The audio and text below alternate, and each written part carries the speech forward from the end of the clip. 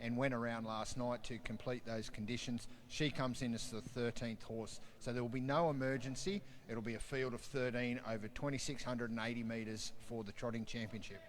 Well, before tonight, I would have said it wouldn't have mattered where Gus draws. He's the one to beat in the final. What do you reckon, Greg? Are we waiting for the barrier draw now? Oh, it's crucial for horses like RC Phoenix and obviously Gus to a lesser extent, but Rockin' With Attitude draws the front row. We know how quick she can be, and we absolutely know how quick Jillaby Dream Lover is. So most people will be looking at the barrier draw around those two in particular.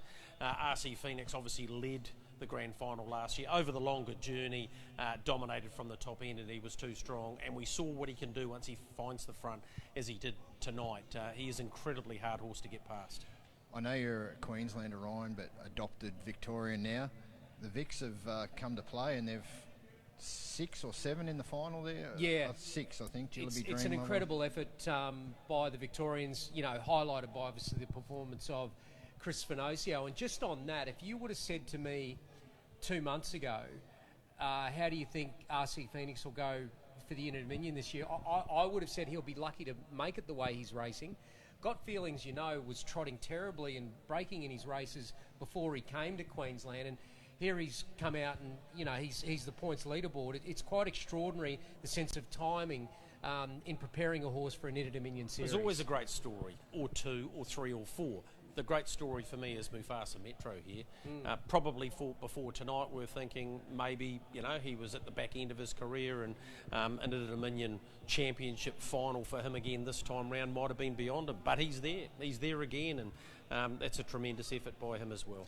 I think as far as X factors are concerned, if a horse like I'm Bobby or even Jillaby Dream Lover were to draw 1 to 4, that really makes things interesting for the final because they've got high gate speed and options. Yeah, Jillaby Dream Lover especially, because we've seen both her wins here at Albion Park where she sat in the trail and been able to overpower them late with a closing sprint. And last night in particular where she run down Crackerjack, who set a really good tempo. So like you say, you get her in the right position. She is certainly up to this series and gets an opportunity here. RC Phoenix going for back-to-back Inter-Dominions from... We'll wait and see what the barrier draws are on Monday. Of course, they'll be out Monday afternoon. So I've got Brittany here. Let's see what Brittany thinks about this final. What do you make of the field, and what do you think will make things interesting at that barrier draw on Monday? Well, I think the interesting part, Ryan, is that Gus is still the horse they all have to beat on pure performance alone, and it was mathematically impossible for him tonight considering how the sectionals of the race were run. But one thing that he doesn't have, or that we haven't seen, is gate speed. So even if he does draw positively, there's probably a highly likely chance that 1 or maybe 2 of his major rivals could get in front of him.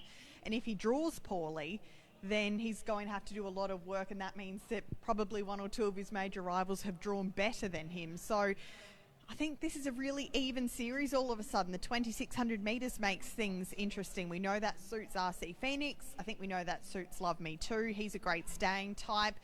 What about for a horse like Jillaby Dream Lover? Will she run out the distance? She's quite a racy mare. Even last night she looked to travel quite strongly. So is that to her detriment somewhat? So yeah, this barrier draw on Monday is going to be absolutely vital for this trotting series. Put it this way, it's a lot more open now than it was 2 or 3 hours ago. It's intriguing, isn't it? And I just was mentioning a sense of timing, and probably from that point of view, Brittany, you look at a horse like RC Phoenix, even Love Me Too, that do have that sense of timing. At this point in time, I was still a little worried about Love Me Too on that last bend. He still wasn't 100%, and he wasn't put under pressure, and he was on the fence line, and Karen could kind of coax him around there. At this point in time, I think RC Phoenix is definitely the best of the chances for Chris Finocchio, but I went down to the stables and spoke to him before. RC Phoenix and Love Me Too are tough front of the field style horses, but Got Feelings